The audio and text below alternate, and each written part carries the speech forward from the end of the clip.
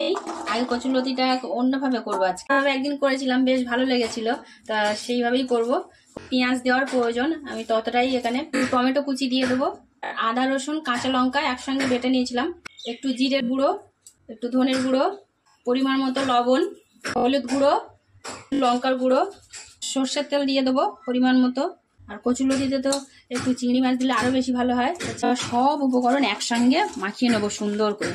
তো আমার কচুরলতি মাখানো রেডি। এবার সর্ষের তেল দিয়ে আর একটু কালো জিরে ফোড়ন দেবো, আর কিছু না, দিয়ে যেটা মাখিয়ে রেখেছিলাম এটা দিয়ে দেবো। ঢাকা চাপা দিয়ে রান্না করব।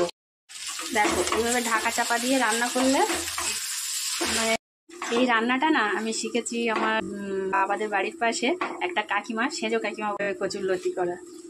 কচুরলতি রান্না একদম রেডিটা দেখুন, মনে হচ্ছে আচার। এইভাবে একবার হলেও কচুরলতি করে দেখবেন, কচুরলতি জাস্ট অসাধারণ লাগে। থ্যাংক ইউ কাকিমা।